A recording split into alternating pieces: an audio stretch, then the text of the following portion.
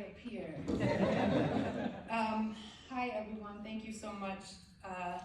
Following Rashida, first giving honor to God. I don't acknowledge anything before I acknowledge Him who's the head of my life. Thank you to Peace Inc. You all have been amazing partners, the Key Bank, and great friends as well. Thank you for thinking of me. Thank you for this honor. To my family, I couldn't get my son up here, so Rashid, you gotta let me know how you do that. And he's going like this. My son Braylon, who's here with me today, and my niece Alexis, who's here from Baltimore. My older son couldn't be here, but my family, who's not from here, many of you know, I moved to Central New York from Philadelphia in 2003 with no plan.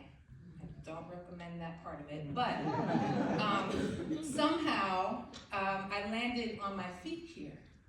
And not only did I begin to survive here in Syracuse, I really, really began to thrive here. And part of the reason is because of this community. And so I appreciate the thank yous and the appreciation, but I'm going to take this time to give my appreciation to this community that embraced me and loved me and nurtured me and stretched me and challenged me. You all had no reason to accept me into your arms. I didn't graduate from high school with many of you. Our parents don't know each other. But somehow this community just embraced me and helped me to develop into the woman that I am today. I had the honor of being on Dr. Johanna Rogers' show, Behind the Woman. And during that segment, I shared that South Jersey reared me as a child. Philly definitely showed me how to be an adult. But I truly, truly blossomed into a woman right here in Central New York.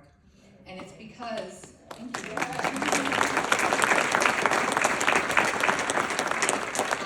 It's because of so many of the faces that I see in here today. So thank you all for being here. Thank you to my Key Bank family, who I'm going to talk about in a second. I'm going to try my best not to cry. But really the reason that I'm standing up here today is because there are people who spoke my name in rooms that I had not yet entered. And I wouldn't be on this stage if people didn't do that for me. So I do have a few special thank yous. I don't know if Ricky Brown is still here. He can't stand when I do this.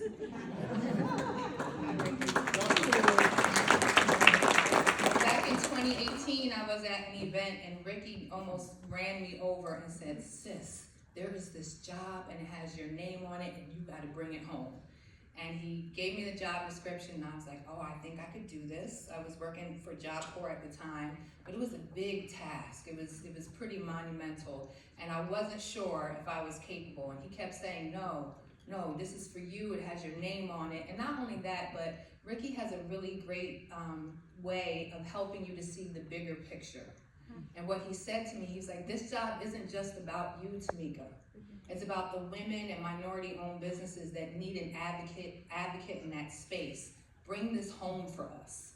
And not only did he refer me, but he kept checking in with me because I was getting very discouraged about the process. And he kept saying, I got your back. I got your back. And so, Ricky, I want to honor you today and thank you for having my back and for being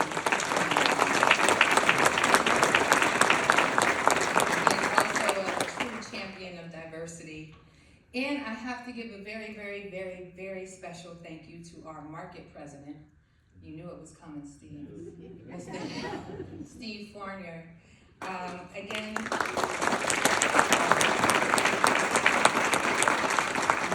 back in 2018, when I started the Business Boost and Build program, I had to go around to the market presidents and meet them. And on this particular day, I was like, I don't know if I can do this job. It seemed like so much. There were so many metrics and benchmarks, and I wasn't sure that I was capable. And I had a 30-minute meeting with Steve, and I walked in, and that 30-minute meeting turned into a 90-minute meeting, and I left there feeling like I can fly. Because in that moment when I wasn't sure that I could do something, Steve saw me, and he looked in my eyes, and he encouraged me, and not only in that moment, but he has been one of my biggest cheerleaders, encouragers, friends, motivators here in Syracuse, and I am honored to serve under your inclusive leadership, Steve. You are the epitome of an inclusive leader, and so thank you very much for always. And